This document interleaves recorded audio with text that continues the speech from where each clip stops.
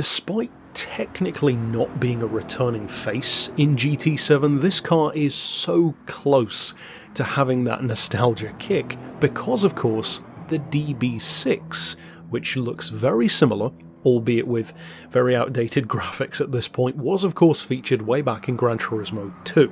So, for those of us who played Gran Turismo for that kind of time, this is almost nostalgic in a weird kind of way. But the interesting thing about the DB5 is, despite being easily one of the most iconic British cars of all time for a number of reasons, including James Bond of course, we also have huge contenders in terms of returning faces for this to compete with.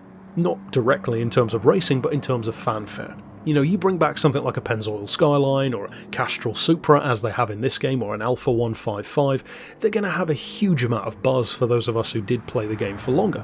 Something like this, which is a newer face, but which definitely throws back to when we had a car like this last time, it just doesn't get the same kind of fanfare. And that's a shame, because this really is a lovely car to drive in GT7. Now, for those who are wondering whether or not it's worth buying one when you see it in that legendary dealership, I would actually say yes, because for one thing, the pricing is surprisingly good for a car that's as iconic as this. Of course, it's not a race car, and generally the value on those tends to be higher in the legendary dealership. This one is not even 1 million credits, which for a car of this caliber is, I think, quite reasonable. It's 970,000, or at least it was when I bought it, and of course, being the Haggerty collection, that could always change in future.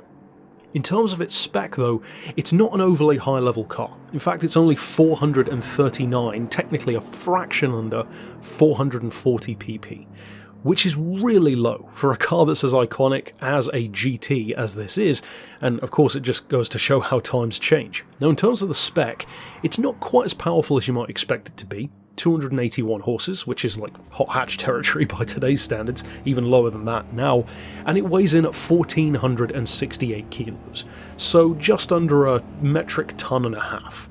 Again, kind of similar to a hot hatch. So it's not remarkable, it's not overly light, it's not overly powerful. So what does it really bring to the table in terms of why I would say you should buy it?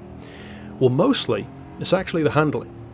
Now, with that being said, this is not going to run rings around every other classic, necessarily, because it is more of a GT. It's got that kind of long-distance, smooth, what I would call almost like wide-open handling, and what I mean by that is it loves really long, sweeping corners, whereas on the really tight and twisty stuff, you can feel its age, it wallows around a bit more, and of course the extra length, the rear-wheel drive, means that it can spin up those tyres pretty easily.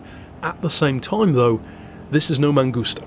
This is a lot easier to drive than something like that, and it's much more pleasurable to drive. This is the kind of car where I would actually say to someone, jump into GT7 and drive a DB5. Because this is one of those cars, kind of like certain fan favourites in Test Drive Unlimited or Forza or whatever the racing game may be, wherein you personally just love to go into the game and drive that car just because you like driving it. For me, there are a number of cars like that in various games. The Adonis from B Engineering in Test Drive Unlimited, or the Cadillac 16 concept, and more recently in Forza Horizon 5, the MG SVR is probably my favourite car in the game.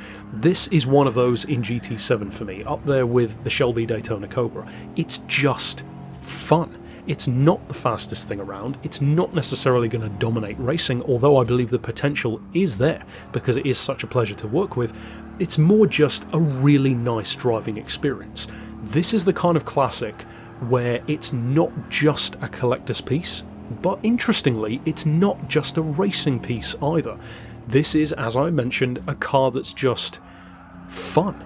And you can easily look down on that. It's kind of like with movies, it's easy to look down on a film if someone refers to it as, well, it was fun, like that sounds like a bad thing. It's really not. If you can grab a car in a racing game and just enjoy driving it for the sake of it, I would say that's a great sign. For me, there are very few other cars that stand out in recent Gran Turismo history as being like that for me, and this is one of them. And I say that as someone who isn't even a super fan of the DB5. Now, in terms of its potential, if you were to use it for racing, I would probably recommend, if you do want to try racing this thing, focusing on the lower point levels. Don't necessarily push it much higher than 500, if that. Say 450, 475 would probably be a good level, but of course you can't do as much to it in those levels, so I would focus on brakes, suspension, weight and tyres. The power isn't that high, but it kind of doesn't need to be. This is one of those cars where if you solve the handling, the straight line performance will pretty much take care of itself, at least against other classics. In fact, it almost reminds me in an abstract sense of like driving a 60s equivalent of a modern day Jag XK, for example. And of course, technically it's more like a classic DB9 really, but those are very similar cars as well. So if you haven't bought a DB5, it may be gone, you know, from the Haggerty dealership by the time you've watched this, but when it comes back around, I would recommend looking into it. Just, of course, have the right expectations. Don't buy this one because it's a racing investment. Don't buy it, you know, necessarily to show off how much money you've got, because it doesn't really do that, because it's less than 1 million credits, but buy it just to experience how fun it is. And then if you do use it for racing, it's kind of a bonus. I'm actually really glad to see this car in the game, because this is one of those occasions as well to throw back to what I said about Test Drive Unlimited and various other games, wherein I believe a car like this in GT7 actually proves the power of racing games. Driving this car, even just for this review, made me like the DB5 more than I ever have before. That is the power of a racing game. I bought my first car because of a racing game. Test Drive Unlimited 2 in the case of that one. So I believe, and I've said as much before on the channel, racing games are a massively untapped area of free advertising that has real implications for the cars that people choose to buy. Just look at how many of us have bought cars because of Gran Turismo, because of Forza, because of other games. I believe that although many of us won't buy a DB5 anytime soon, it shows the power that a well-presented, clearly loved car that's added to a game with a lot of care and effort can do. How good that can feel to drive those bunch of pixels around a track. That's it for my thoughts though. Do you think I'm maybe being a bit over the top about the car? Do you agree? Tell me down below either way. And if you have used it for racing, of course, give us pointers down below on what ones you found it good for, maybe what point level you found it to be a good car for, maybe if you focus more on power, cornering, maybe a little bit of both. And of course, stick around for more reviews on the channel in future. But for now, as always, thanks for watching.